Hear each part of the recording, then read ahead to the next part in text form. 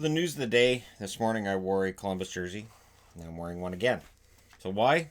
Because I want to see them turn this around. I do. The losses have really piled up, and I understand this without Seth Jones. There's a lot of key defensemen missing right now. It is kind of stunning just how many teams are missing key defensemen, or you have key defensemen that are on the limp.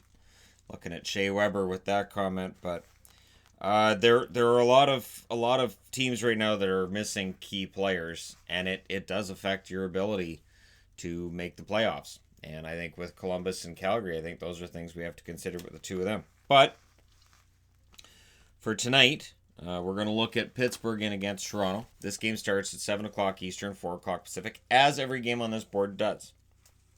So, the Pittsburgh Penguins, 37-15-6 overall. Over their last 10, they're 7-2-1, including a win over Toronto. And on the road, they're 15-10-2. It's pretty good on the road. Toronto, they're 31-22-8. And if you listen to Toronto media, they're dead. If you listen to most Canadian media right now, they're dead. They're 4-5-1 in their last 10. They're 15-8-7 at home. They haven't been good enough. I'm not going to make the argument that they have, but I do think that their death's being overstated because either they or Florida are going to get that third spot in the Atlantic. And while it may appear at times like neither of them want it, there isn't anybody below them that's going to catch them either. So this is the issue. They're still winning enough games to maintain distance between themselves and Buffalo and Montreal below them. And yeah, I do agree that Toronto looks vulnerable, but we'll see how things turn out. November 16th, these teams met in Pittsburgh. It was a 6-1 victory for Pittsburgh. That was one of the last games coached by Babcock. February 18th, so 2 days ago, they met again in Pittsburgh, and it was a 5-2 win for Pittsburgh without Malkin. So the story is basically the same. Toronto, they're having way too many problems with turnovers. The intensity's not there, and they've got to ramp that up. And I think Kyle Dubas knows this. And I think it's more than just a trade that fixes things. I think it's a mindset. Now, when you look at scoring for Pittsburgh, Brandon Tanev's had a good year, 11 goals, 14 assists, 25 points. People will still say his contract's too rich. He's done pretty well. Jason Zucker now has 17 goals, 16 assists on the season, 33 points. Loves playing with Sid. McCann, 14 goals, 18 assists, 32 points for him. He's had a very good season. And Aston Reese, 6 goals, 7 assists, 13 points for Aston Reese. We'll see if he adds another against Toronto. And how many of the players I have on the board today are traded before the games tonight? There's the question.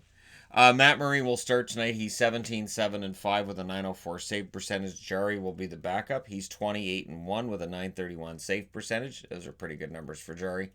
On the Toronto side, Zach Hyman, 18 goals, 15 assists, 33 points. Malgin should be making his Toronto debut tonight. He has 4 goals and 8 assists in his time with Florida, and now he gets to play for Toronto. Clifford, 7 goals, 9 assists, 16 points for him overall. We'll see how things go for him tonight. Tavares, 23 goals, 28 assists, 51 points. If there was a time in the season for Tavares to go on a run and get red hot, now would be a good time. Anderson will start tonight. Sheldon keeps saying there is no goalie controversy in Toronto in his eyes. Anderson's 24-12-6 with a .906 save percentage. Campbell's 11-10-3 with a .904 save percentage. But with the media, there's always a controversy of some sort in Toronto, because there has to be. If there wasn't a controversy, there would be articles about how there isn't a controversy in Toronto, and isn't that controversial? That's how crazy it gets. All right, San Jose in against New Jersey. And who thought this game wasn't going to mean anything? Yeah, not very many. At the start of the year, not very many people would have picked this as a game. Say, you can skip that one. Now, San Jose's 26-29-4. I'm not going to skip it. Last 10 games, San Jose's 5-5, and on the road they're 12-14-3. And they're not making the playoffs, but at least there's some pride showing up, even though a lot of players are either injured or suspended currently.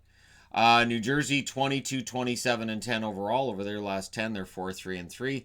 And at home, they are 10-10-10.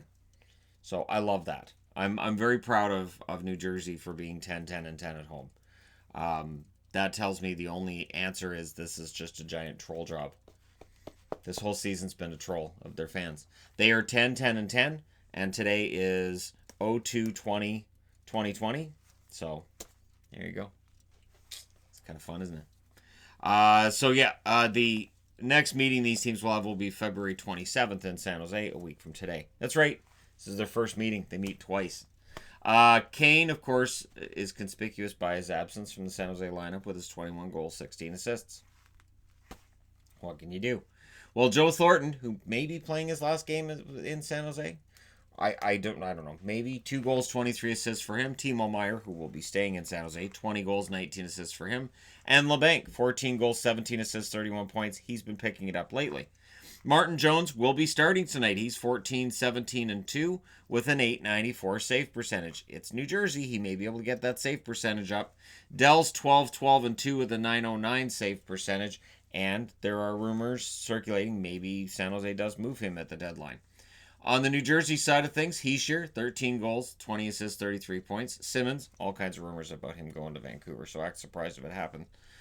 7 goals, 16 assists, 23 points for him. Severson, 7 goals, 18 assists, 23 points for him. He's had another good year in and amongst all the weeds of this season that is New Jersey. Bratt, 11 goals, 13 assists, 24 points. I like Jesper Bratt. That's why I mention him frequently. Blackwood, 19, 12, and 7 with a .913 save percentage. I have Demang on the board. Demang is being held out tonight. Schneider is going to be the backup. Demang with a 3-8-2 record and an .882 save percentage. I'm not sure how much interest there would be in his services right now, but he's being held out of the lineup. So we'll see. We'll find out later tonight, I would imagine. Next up, Montreal in against the Capitals. We may find out before that. Montreal in against the Capitals. Montreal coming off that humiliating season-ending defeat against the Detroit Red Wings. I'll go ahead and label it that. I know they won't. They're 27, 27, and 8 now. They should be 28, 26, and 8. They're 4, 5, and 1 in their last 10. On the road, they're 14, 12, and 3.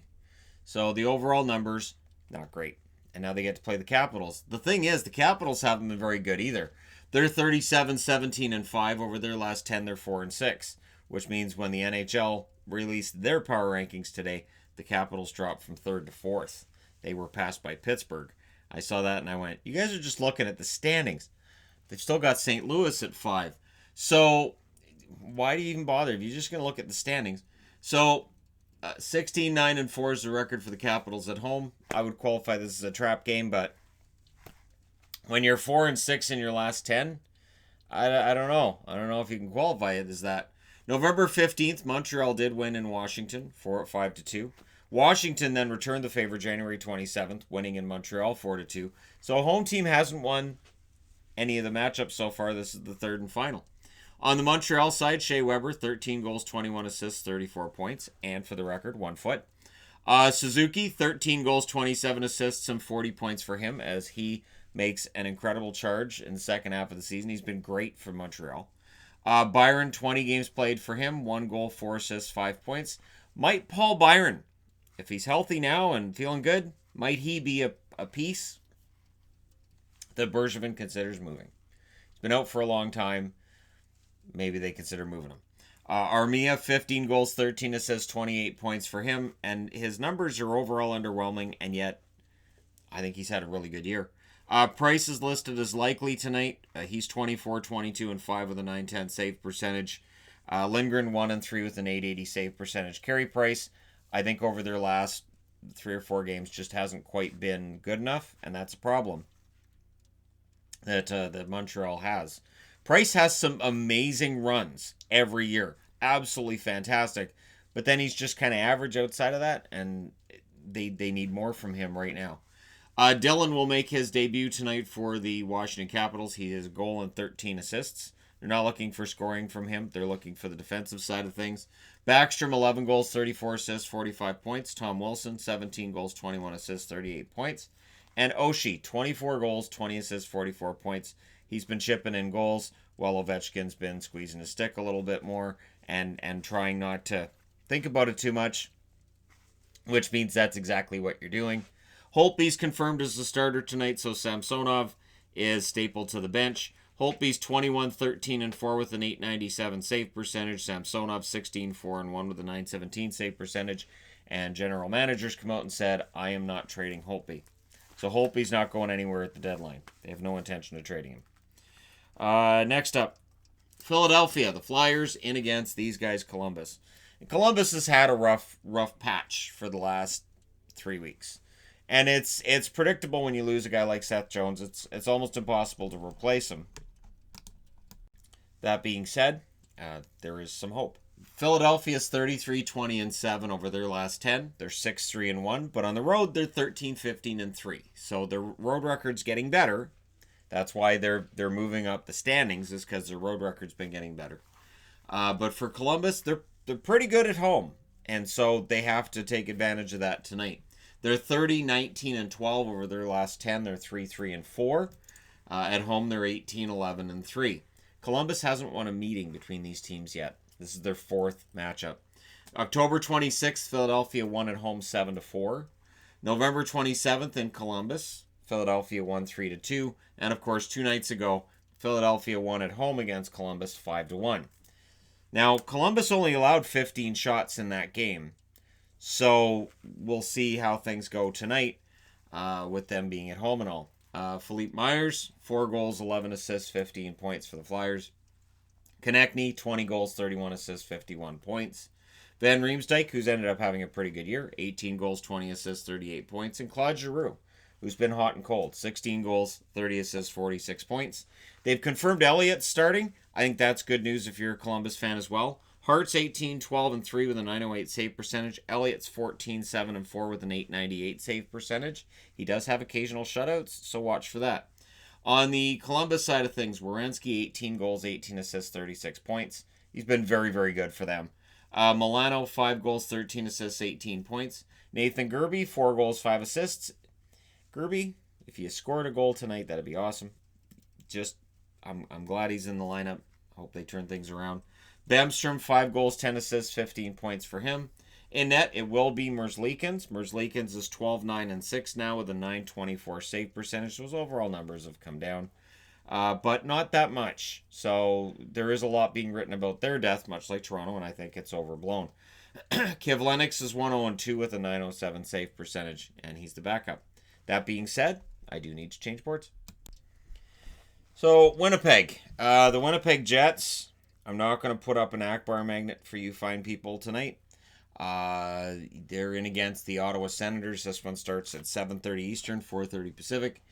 And we'll see how things go. Winnipeg's 31-25-5. Over their last 10, they're now 6-3-1. Yeah, Winnipeg's actually had a pretty decent little run lately.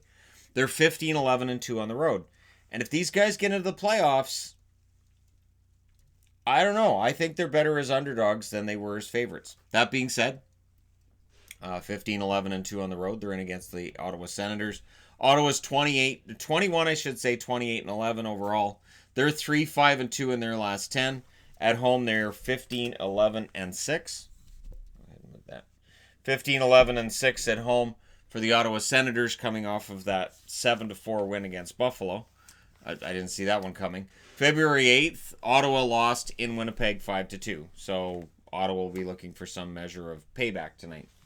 Pionk, 6 goals, 33 assists, 39 points for the Winnipeg Jets on the blue line. He's been pretty solid. Kopp, 10 goals, 13 assists, 23 points for him. I really like Andrew Kopp. Blake Wheeler has reached 20 goals. 20 goals, 34 assists, 54 points for him as he has put together a really solid season. Patrick Laine has as well. Credit where credit's due. 25 goals, 31 assists, 56 points. Now, where it gets concerning is in net. Hellebuck will be the backup. He's got a 26-18-5 record with a .919 save percentage. Laurent Brossoit, who's had his problems, he's 5-7 with an .888 save percentage. He's the starter.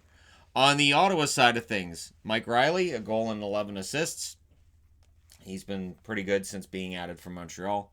Duclair, 22 goals, 15 assists, 37 points. Is he going to get hot now that he got that empty netter the other night to get the monkey off his back? Pajot, 24 goals, 16 assists, 40 points for him. And this may be his last game as a Senator if he's not traded before the game, because I've got it all on the board. Shabbat, 5 goals, 28 assists, 33 points. Anderson's likely the backup tonight. He's 9-13-2 with a .900 save percentage, which would make Hogberg the very likely starter. He's 3-6-7 with a .911 save percentage. but he hasn't been getting to overtime as much over the last couple of weeks as he was before. So we'll see how things go against Winnipeg, a team that needs 2 points tonight. They know Arizona lost. Now they need to take a little bit of control here and assert themselves while Arizona gets to play again tonight. I'm starting to think that Arizona's season will be done 2 weeks before everybody else's, just because they've got so many more games played than others. In some cases, 4 games. Now, they're 30-25-8 overall. Over their last 10, they're 4-4-2. And on the road, they're 15-14-1. Or 15-14-4. So for Arizona, they've got to turn things around. They're still the number 2 wild card, but again, teams behind them have games in hand. And while you don't have control over that, when you're on the ice, the control is yours in terms of make it as hard for them as possible. Keep winning games. And wins have been hard to come by. So they come off that loss last night against Dallas, and now they're in St. Louis. The Blues, 33-17-10. Over their last 10, they're 3-5-2. Has been a rough time for them. They're coming off that shutout win, however, against New Jersey. At home, they're 19-6-5. November 12th, Arizona beat St. Louis in St. Louis in a shootout 3-2. And then December 31st, Arizona beat them at home 3-1. So Arizona's already beaten St. Louis twice. They're going for the season sweep tonight, and they need it. Schmaltz, 8 goals, 33 assists, 41 points. They probably want a few more goals from him, but there are a number of forwards they want more goals from. Dvorak's not one of them. He's been excellent. 18 goals, 20 assists, 38 points for him. Kessel, they definitely want more goals from Kessel. 13 goals, 22 assists, 35 points. And Hall. Hall is really the linchpin of this whole thing. 15 goals, 33 assists, 48 points. No confirmation on goaltender. I will say Ronta because Hill played last night. Ronta's 13-13-3 with a .919 save percentage. Hill 2-4-3 with a .918 save percentage. On the St. Louis side of things, Braden Shen, 20 goals, 27 assists, 47 points for him. Thomas, 9 goals, 25 assists, 34 points. And I'm expecting probably a pretty solid boost from him over the last little stretch of games here. Last 20 games or so. Bozak, 12 goals, 25 assists, 37 points. He's had an unremarkable but standard and steady season for Bozak. Perron, who's been quiet when it comes to the goals lately. 23 goals, 33 assists, 56 points. So he's still recording the points. Just the goals have been harder to come by. Maybe he gets them tonight against Arizona. Bennington will be starting coming off that shutout. He's 25-11-7 now with a .910 save percentage. Allen's 8-6-3 with a .922 save percentage. Should be quite the clash. And for St. Louis, of course, they're aware that Dallas won last night, Colorado won last night, and so it's on them to maintain their place in the division by holding pace and staying ahead of them. Which is not always easy in the National Hockey League where you have so much parity. The parity does tend to fade, though. If you guys have noticed, like as the season goes along, that parity thing kind of seems to go into the background a little bit more. You're like, yeah, there's parity, but there's also some pretty bad teams. All right, next up, Tampa Bay in against Vegas.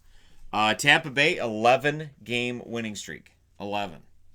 And so that's a team record, and now they go in against Vegas. The good news for Vegas is it gets really hard for teams to maintain a winning streak when it's that long. So I like Vegas' chances tonight, to be honest. Now, the Lightning are 40-15-5. They're obviously 10-0 in their last 10.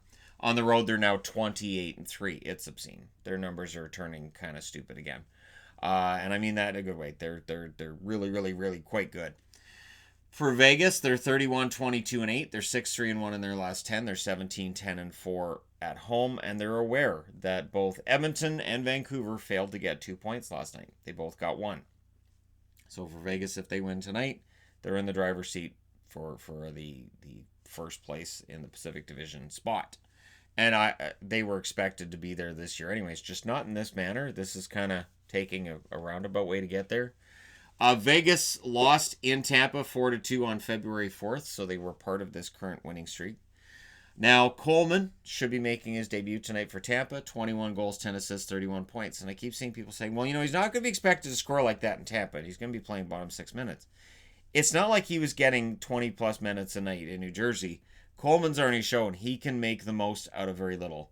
So I would expect Coleman to actually surprise some people from here in Tampa. Point, 21 goals, 36 assists, 57 points for him. Yanni Gord, 8 goals, 15 assists, 21 points, or 23 points. Stamkos, 27 goals, 35 assists, 62 points. Stamkos has had an excellent year. Very under the radar because Tampa has a lot of good players. Vasilevsky, I would think they start him here. He's 32, 9-3 with a 921 save percentage. McElhinney is 8, 6-2 with a 911 save percentage. So they're both pretty darn good. On the Vegas side of things, Smith, 23 goals, 23 assists, 46 points. Holden, 5 goals, 5 assists, 10 points. Stone, 20 goals, 37 assists, 57 points. His numbers aren't quite where I think they'd like him to be either, but he'll get there. Carlson, 10 goals, 27 assists, 37 points. William Karlsson's goal scoring is somewhat gone, and I don't know that it necessarily comes back. 2 years ago he had a career year by all standards, and from there it's kind of been a downward slide with goals. But he still provides excellent two-way play. The assists are still there, and his defensive game is on point. I would expect Fleury because Fleury plays a ton. He's 23, 14-5 with a 906 save percentage. Subban's 8, 7-3 with an 893 save percentage. So people will point out, they'll say, well, wait a minute. Vasilevsky's played a ton of games, same as Fleury. Why don't you criticize Tampa for playing Vasilevsky? Vasilevsky's much, much younger. He is a Vezina-level goaltender. Fleury's much older, a lot of mileage, and I think an older goaltender benefits from resting more. And I would look at Tuukka Rask in Boston. I think it's been a huge benefit to the Bruins to have Halak there as the backup and be able to rest Tuukka. If he needs a couple of games off, he can get that. And with Vegas, they've never really had that. So yes, Tampa plays Vasilevsky a ton, but Vasilevsky, again, very young.